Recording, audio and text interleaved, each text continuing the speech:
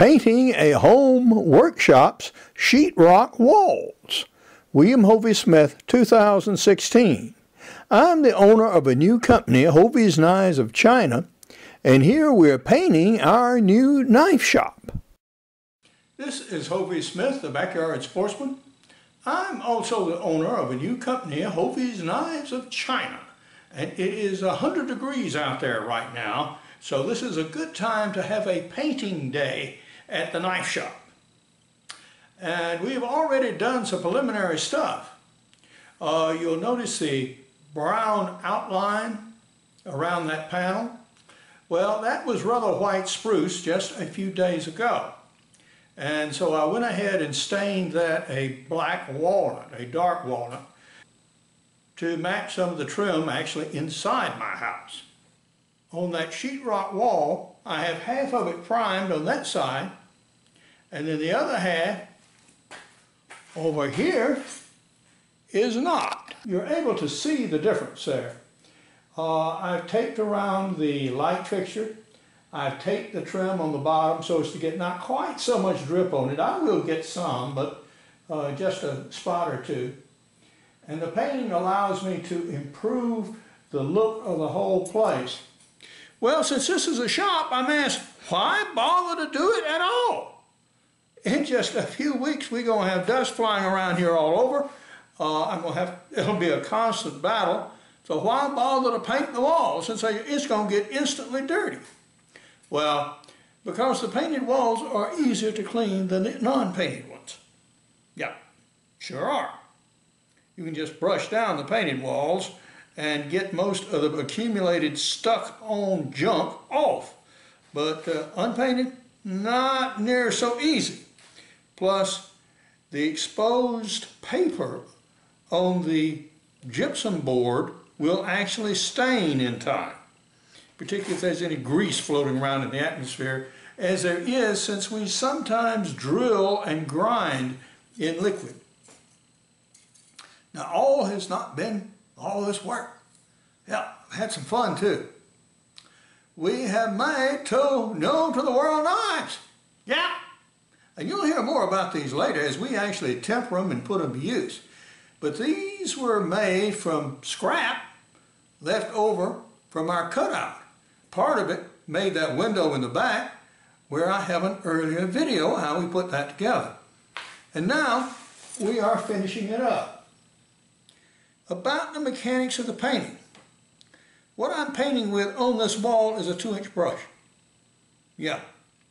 Why? Because I want the high degree of control around this window and all this trim. I don't want to be slopping paint all over willy-nilly. I have a larger wall here in the back by the door where I may use a big brush but on part of it, but not here. There's just too much delicate stuff, too much stuff I don't want drops of paint and drip on.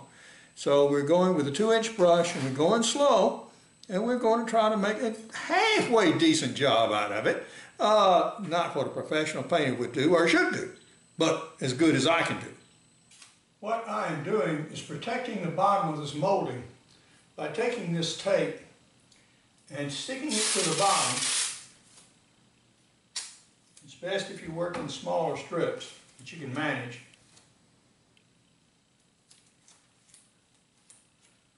Carefully indexing it here and sealing it with your thumb like that. It gives it a good bond, and then wrapping it over the top like that. So that gives you a good covering all the way across and a good seal. Particularly when you're in a strained position like this, don't try to run the whole roll or you'll crinkle it and you'll not get a good join and you'll not get a good sticky seal right here. At this stage, we have everything that paint might drip upon masked one way or another with either tape or with our drop cloth. Yeah, it's good. We keep it in water when we're not using it, and we seal the can before.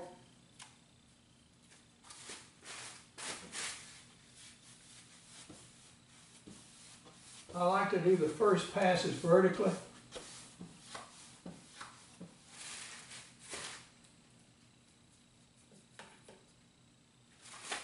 When you load up your brush, you don't dip it all the way in.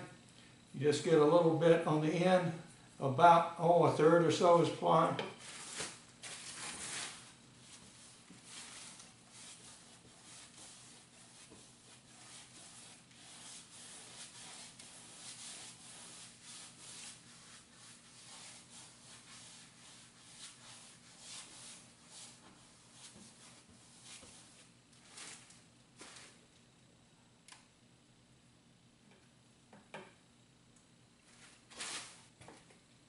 You can see I've got the lower half of the wall done up to about here, as high as I can comfortably reach. So now I'm going to put the ladder in and get this upper portion. And that took the actual painting, maybe 8-10 minutes or so. It took longer to actually tape and get ready to paint than it did actually to apply the paint. We have our first coat of primer on this interior wall. Now I've completed this section here, and in about 2 hours or so I'll come back and give it a second coat of this primer. Now this is a modern priming material, and it has a lot of good things in it, including a fungicide. Because we do have mildew problems here in the southeast. It's just so humid, and even though I blocked off this former porch, that might be a problem.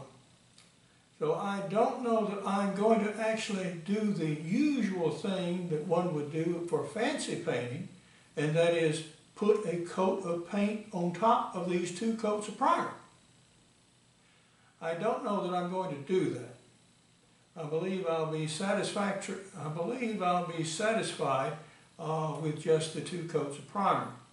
So that's what I'm going to do with this rear wall here. Now I still have the rest of the shop to do, which includes a larger front wall, and I'm going to be taping that tonight, and so it can be ready. So after this dries overnight, then I can safely remove the tape. Don't remove this tape too soon. Don't be too quick.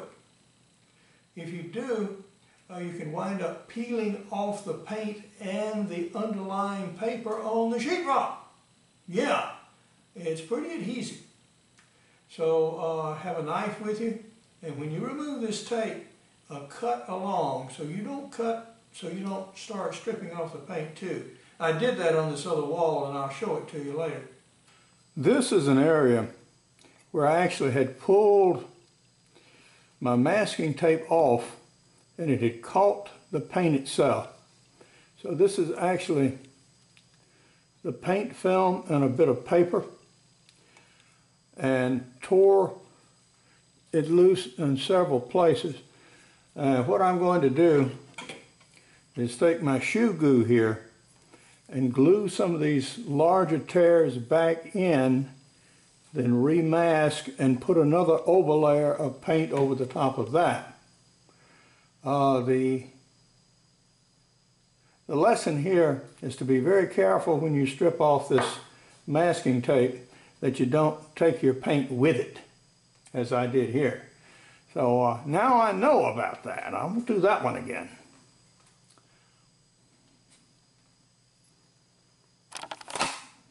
We have that torn area of paint re-glued back in now, and the frame taped adjacent to it.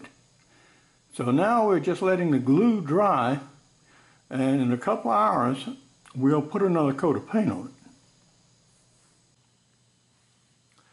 I now have that one panel with 2 coats of prime on it, and I've cut the drop cloth off so I can move it over to another wall.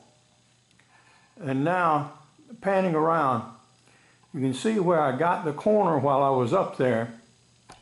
And going over closer to the door, I have the door taped up now, and I'm going to start painting this entire wall. I'm going to paint as far as I can reach with my step ladder, and then take an extension ladder and put it up to catch that final corner. I now have that panel done with 2 coats of prime, and it's looking pretty good. And I've cut the drop cloth off to move it over to the other part of the room. I also got that corner while I was over there. And now I'm going to take the extension ladder, now that I've taped around the door, and paint as high as I can reach with it before taking another longer ladder to get the final corner up at the very top of the room. Well, we're very nearly done with our actual painting. I could not justify using my extension ladder on this wall because I don't have a pre-tensile tail to hang on to it with. And I could not make that long reach over to the door. And I could not justify paying out a couple $100 for a tall extension ladder for an occasional use I have for it. But I could justify going down to the pawn shop and buying this one for $59. Yeah, $59, yeah, I can do it. And what I've done is I've got my paint bucket here, and I've got it tied on with a good piece of 1/2-inch nylon rope. And we are proceeding to paint up this last little corner here. Put my tape around, as you see earlier. We're going to go and do it.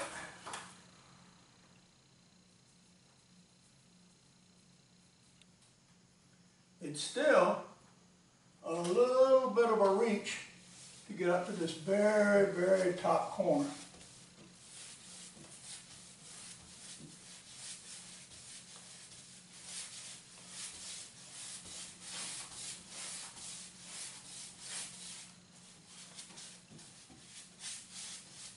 No, not recommended.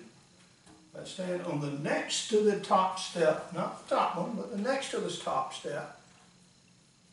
That gives me an extra foot. I can hold on to this conduit for a little support. And now I can comfortably paint. So this way, I can actually finish this wall. We are going to call our shop painting officially over. And, just for the record, this is a latex-based primer, so it cleans up in water. So between painting episodes or drying episodes, you keep your brush in just a jug of water like I have here, and just sling it out and get any solids out of it, and then you continue painting the next day for as long as you're painting. Now this can be done several days. Now so far as the amount of paint used, yeah, about a gallon for this wall, that panel, and the panel I started with is about right. I actually had about 1/4 gallon left over, but I did not put 2 coats on every panel. Now while we had the paint open, we did do a little touch-up, and we also put another coat of paint on that tear that was by the window. And incidentally, with a coat of prime over the repair and another coat of prime on the top of that after it dried, no, you can't even see that tear except for a tiny wrinkle. Someone would have to really search for it to find it. But now, this is Hovey Smith, reminding you to hunt what you eat and eat what you hunt. Be legal, be ethical, be safe, goodbye, God bless, and see you next time. Here are what some of our new American-made cooking knives look like that are based on ancient Chinese designs. Now, we have videos demonstrating these knives in the field and in the kitchen. I also hunt, and so I will be processing game and cooking meals with different sorts of knives. For more information about my knives and activities, you can go to my blog, which is below, and we are in prototype production with full production starting in January. For additional information on my books, blogs, and more than 525 videos, you can go to www.hoveysmith.com. Good hunting and good eating from the outdoors. Goodbye, and God bless.